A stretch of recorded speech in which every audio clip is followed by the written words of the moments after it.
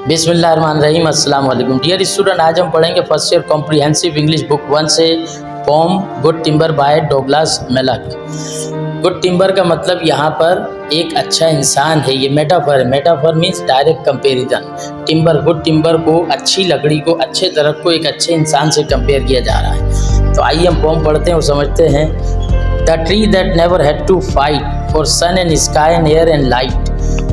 वो दरख्त जिसे लड़ना नहीं पड़ता अपने हिस्से की धूप के लिए, आसमान के लिए, हवा के लिए और रोशनी के लिए, but stood out in the open plain and always got its share of rain.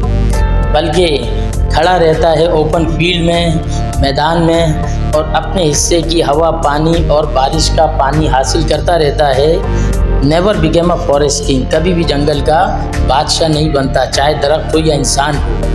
But lived and died a scrubby thing, बल्कि जीता है अपनी ज़िंदगी और छोटी छोटी झाड़ियों की शक्ल में और फिर मर जाता है, यानी एक घना तनावर दरख्त नहीं बनता।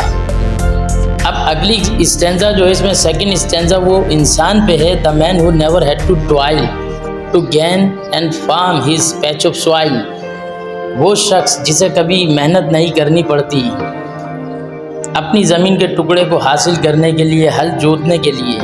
Who never had to win his share of sun and sky and light and air, जिसे अपने हिस्से की धूप, आसमान, रोशनी और हवा को हासिल करने के लिए मेहनत ना करनी पड़े। Never became a manly man, कभी भी वो मर्द कामिल नहीं बनता।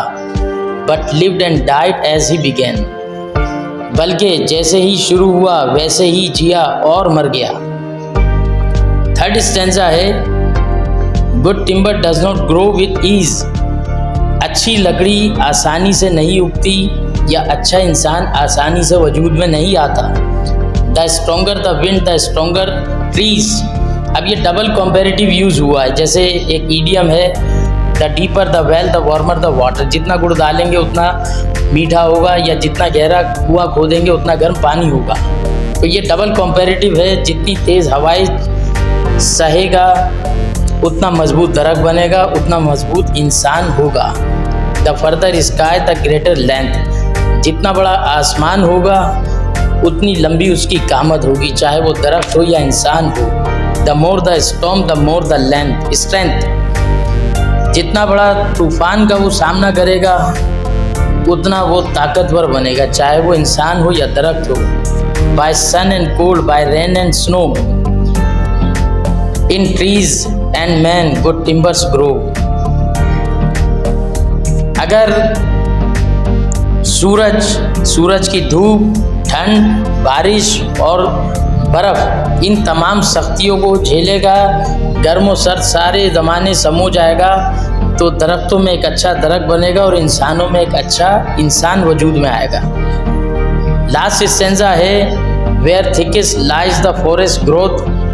जो जंगल बहुत ज़्यादा घना होता है, we find the patriarchs of both. उसी जंगल में दोनों के बुजुर्ग पाए जाते हैं। And they hold council with stars, और वो सितारों से बातें करते हैं, सितारों से नसीहतें लेते हैं। इकबाल ने कहा मोहब्बत मुझे उन जवानों से है सितारों पे जो डालते हैं कमर। Whose broken branches show the scars of many winds.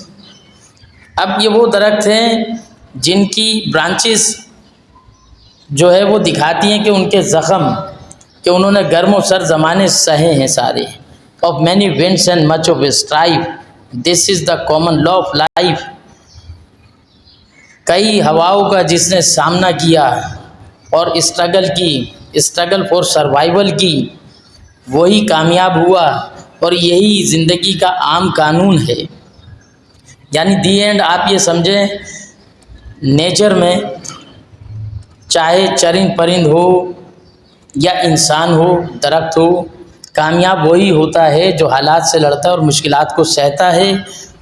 इसको शायरी में इस तरह कह सकते हैं, जो मुस्कुरा रहा है उसे दर्द ने पाला होगा, जो चल रहा है उसके पाँव में भी छाला होगा। बिना ठोकर के इंसान चमक नहीं सकता, जो जलेगा उसी दिए में तो उजाला होगा। अब इसमें कुछ लिटरेरी डिवाइसेस यूज़ हुई हैं, जैसे मैंने बिल्कुल बिगनिंग में बताया एट द वेरी आउटसेट के मेटाफर डायरेक्ट कंपैरिजन को बोलते हैं। गुड टिम्बर यहाँ पर इसका मतलब एक अच्छा इंसान है, पर्सोनिफिकेशन है।